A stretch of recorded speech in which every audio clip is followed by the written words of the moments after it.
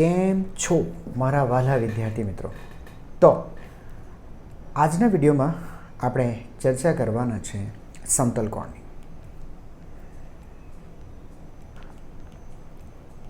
સમતલ કોણ અંગ્રેજીમાં જેને કહેવાય છે પ્લેન એંગલ.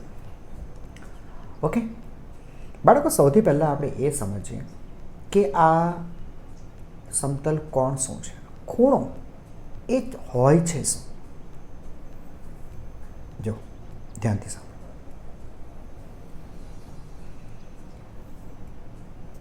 જો બેટા, આ ઉગમ બિંદુ એક્સ અક્ષ અને વાય અક્ષ.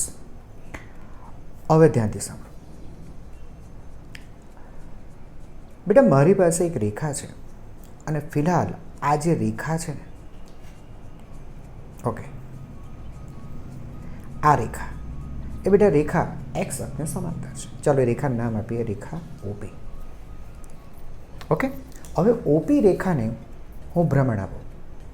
ઓકે, સમજો કે આપણે તેને એન્ટી ક્લોકવાઇઝ ડાયરેક્શનમાં, એટલે આ દિશામાં એને ભ્રમણ આપીએ. હવે આ રેખા બેટા અહીંયા છે, ઓપી ડેશ ઉપર છે. તો આ રેખાએ બાળકો કેટલું આ છે ને, આ કેટલું ભ્રમણ કર્યું, અહીંયાથી ધ્યાનથી જોજો, આની વાત કરે છે, આ કેટલું ભ્રમણ કર્યું એ મારે જાણવું છે. તો એના માટે રાશિ વ્યાખ્યાયિત કરવામાં આવી કોણ થીટા. ઓકે, ધ્યાનથી સાંભળજો, થીટા. ઓકે, હવે તમને એમ થશે કે સર સમતલ કોણ કેમ કહેવાય? હવે તમે સમજો, પેલી ઓપી રેખા, એ રેખાને તમે આમ ભ્રમણ આપો, તમે નથી લાગતું એક સમતલ બનાવે? આ રીતે એક સમતલ તૈયાર કરે. જો તો આ રીતે એક સમતલ બનાવશે બેટા, હે કે નહીં?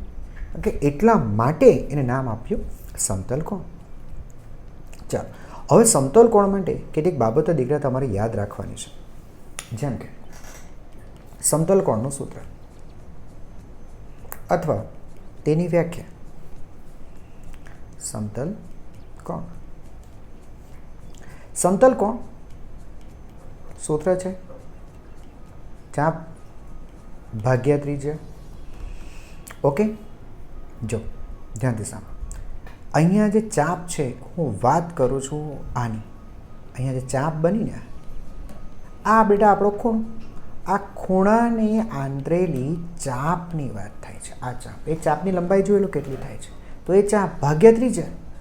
આ રેખા બેટા આમ ફરે છે, આ રેખા આમ બેટા આમ ફરતી હોય આમ, હે ને? તો તમે સમજો છો કે એ રેખાની જેટલી લંબાઈ છે એટલી ત્રિજ્યાનું વર્તુળ બનશે. આ જે ઓપી રેખા છે એની લંબાઈ આર છે, તો આર ત્રિજ્યાનું એક વર્તુળ તૈયાર થાય. તો ઓપી કહો કે ઓપી ડેશ કહો, એ ત્રિજ્યા આર. ટૂંકમાં સમતલ કોણને દર્શાવાય છે થીટાથી, અને થીટા બરાબર ચાપ. જો કે આપણા કેસમાં એ ચાપ છે પી ડેશ ડિવાઇડ બાય ત્રિજ્યા આર, બરાબર. એટલે સૂત્ર છે બેટા એ તમારે યાદ રાખવું જોઈએ, બહુ અગત્યનું પરિણામ. પહેલી વસ્તુ તો. બીજું, હવે આ રાશિ છે, ખબર પડતી હોય બેટા, તો આ રાશિને આપણે પૂરક ભૌતિક રાશિ તરીકે ઓળખીએ છીએ. પૂરક ભૌતિક રાશિ, બરાબર. બહુ વધારે નહીં જાણતો હોય પૂરક વિશે, ચિંતા નહીં કરો. 11th પ્રકરણ નંબર 1ની અંદર તમે વિગતે શીખશો. ફિલહાલ તો ચાલશે, તમે આટલું યાદ રાખો કે થીટા બરાબર ચાપ ભાગ્યા ત્રિજ્યા. હવે એનો એસઆઈ એકમને સમજો બેટા. એનો જે એસઆઈ એકમ છે, એ એસઆઈ એકમ છે રેડિયન, અને એની જે સંજ્ઞા છે એ સંજ્ઞા છે RAD. યાદ રાખજો, RAD, રેડિયન. ઓકે, અચ્છા. એટલે કહેવાનો મતલબ કે ખૂણો આપણે રેડિયનમાં માપીશું. તમને એમ કહેશે સર ખૂણા તો અમે ડિગ્રીમાં માપીએ છીએ, એની ચર્ચા પણ આપણે આગળ જતાં કરીએ.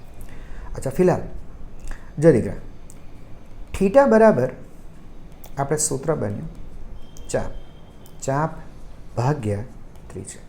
હવે હું તમને એમ કહું કે જો ચાપ અને ત્રિજ્યાના મૂલ્ય સરખા હોય તો થીટા તમને 1 મળે. જો ને બેટા ચાપ અને ત્રિજ્યા સરખા છે, કેન્સલ કરી નાખે એટલે 1, તો મળે તમને 1 રેડિયન. ક્યારે? ચાપ અને ત્રિજ્યા સરખા હોય ત્યારે થીટા આપણને મળે 1 રેડિયન. ઓકે, એટલે હું તમને એમ કહેવા માગું છું, સાંભળો, કે અહીંયા બેટા આ જે ચાપ બને છે ને, આ ચાપ, એ ચાપ અને આ ત્રિજ્યા એના મૂલ્ય સરખા હોય. ફોર એક્ઝામ્પલ 5 સેન્ટીમીટરની ત્રિજ્યા છે અને તમારું જે ચાપ છે એ પણ 5 સેન્ટીમીટર. તો આવા કેસમાં અહીંયા જે ખૂણો બનશે એ ખૂણો હશે 1 રેડિયન. ખ્યાલ આવી ગયો? ઓકે, ચાલો, ફાઇન, ખૂબ સરસ. આગળ વાત કરીએ. હવે જેમ તમે કહેતા હતા કે સર અમે તો ખૂણા રેડિયનમાં થોડી, અમે તો ડિગ્રીમાં આપીએ છીએ. ફોર એક્ઝામ્પલ આ એક્સ અક્ષ. હવે કોઈ રેખા, સાંભળો બેટા, હવે કોઈ રેખા એક્સ અક્ષને સમાંતર છે, આ રીતના છે. તો તમે કહો છો કે આ રેખા એક્સ અક્ષને સમાંતર છે, તો એક્સ અક્ષ સાથે તેનો ખૂણો 0 ડિગ્રી છે. બે સમાંતર રેખાઓ એકબીજાને છેદતી નથી, તો તેમની વચ્ચેનો કોઈ ખૂણો નથી, થીટા 0 છે. પણ સમજો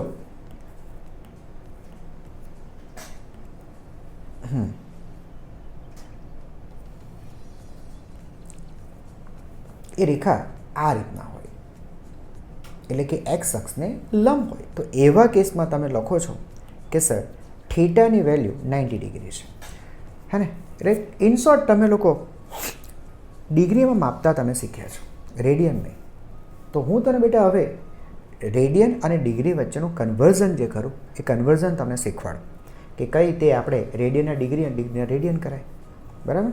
તમારા બાળકો આ યાદ રાખવાનું છે કે 180 degree is equal to pi radian. બહુ અગત્યની બાબત. 180 ડિગ્રી એટલે પાઈ રેડિયન થાય.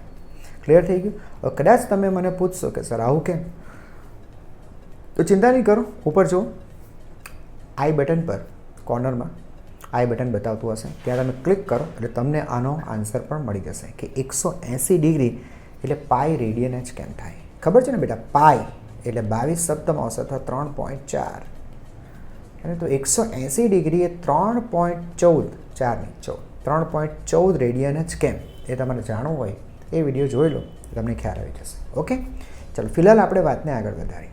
હવે મેં તમને શું કીધું બેટા? 180 ડિગ્રી એટલે પાઈ રેડિયન થાય. એનો મતલબ ગમે તે તમને ડિગ્રી આપે એના રેડિયન કેવી રીતે બનાવવાના. તો 180 ડિગ્રી એ પાઈ રેડિયન થાય, તો ગમે તે એક્સ ડિગ્રીના રેડિયન કેટલા?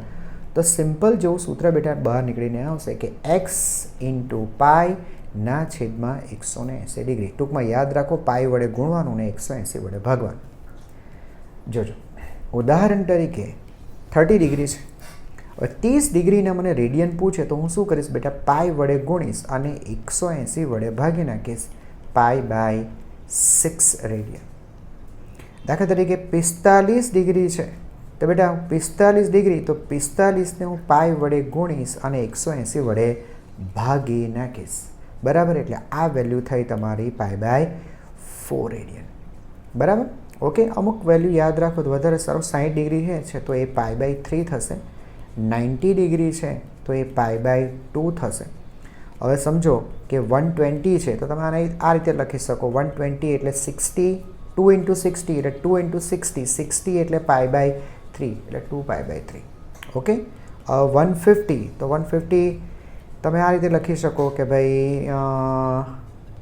90 + 60 તો પણ ચાલે, હે ને? 90 એટલે પાઈ બાય 2 અને 60 એટલે પાઈ બાય 3. બરાબર? એટલે આ થશે 5 પાઈ બાય 6 રેડિયન. તો કન્વર્ઝન આઈ થિંક તમે લોકોને સમજાઈ ગયું હશે. કરવાનું કંઈ નથી. જે કંઈ પણ તમે ડિગ્રી આપે, ડિગ્રીને તમે પાઈ વડે ગુણો અને 180 વડે ભાગો, બસ ડેમ ઇઝી. બીજું આમાં કંઈ હોતું નથી.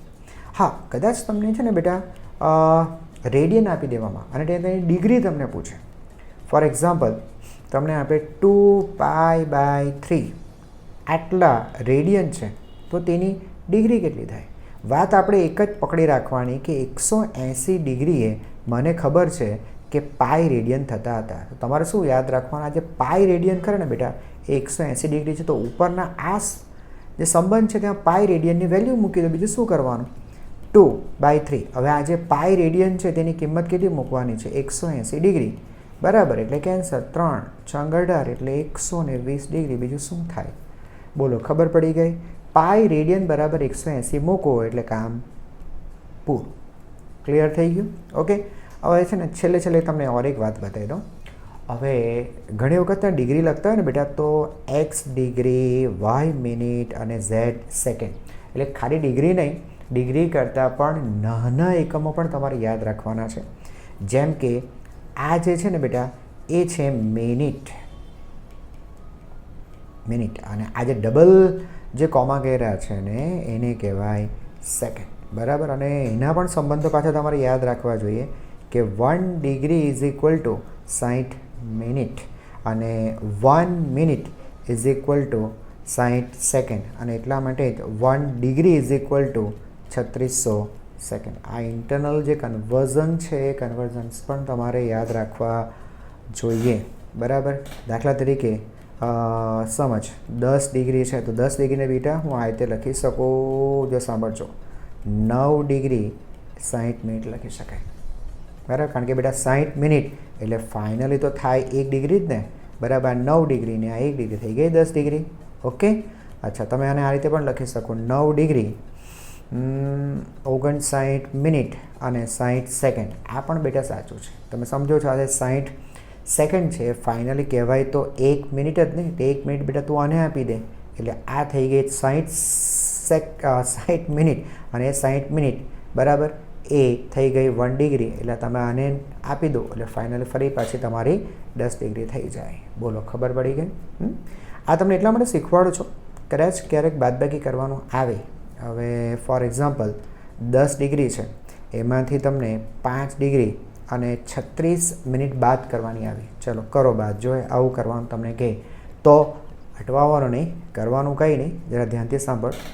જો બેટા, આ પાર્ટ જે કરો ને, આ પાર્ટ એ મિનિટ છે ને, હે ને. તો અહીંયા તમારી પાસે 0 મિનિટ છે. એટલે આને એમ કહેવાય કે ભાઈ 10 ડિગ્રી 0 મિનિટ અને નીચે 5 ડિગ્રી 36 મિનિટ. હવે બેટા હંમેશા યાદ રાખો, મિનિટમાંથી મિનિટ બાદ થાય, ડિગ્રીમાંથી ડિગ્રી બાદ થાય. એટલે તમારે છે ને આ જે 10 જે ખરા ને એને તમે આ રીતે લખો. 10 ડિગ્રી પાસેથી 1 ડિગ્રી લઈ લો પહેલાં તો, એટલે 9 ડિગ્રી થઈ. અને જે 1 ડિગ્રી લખી એને તમે મિનિટ કરી નાખો એટલે 60 મિનિટ થઈ ગયા, બરાબર. અને હવે તમે બાદ કરો. હવે બાદ તમે ઇઝીલી કરી શકશો. તમે સમજી ગયા છો. અહીંયા તમે હવે મિનિટમાંથી મિનિટ બાદ કરી શકો, ડિગ્રીમાંથી ડિગ્રી બાદ કરી શકો. એટલે એકમ સરખા હોય ને બાળકો, ત્યારે જ બાદબાકી શક્ય બને. બાકી એ રીતે બાદબાકી નહીં કરી શકાય. આઈ હોપ કે તમને લોકોને વસ્તુ સમજાઈ ગઈ હશે. ક્લિયર છે? બરાબર. તો આઈ થિંક કે બધી જ વસ્તુ આની અંદર મેં આવરી લીધી છે. ઓકે. એકવાર હજુ હું કહું છું કે 1.25 અથવા 1.5ની સ્પીડ પર ફરીથી એકવાર જોઈને વસ્તુઓ પરથી પાછી રિવાઇઝ કરી લેજો. ઓકે.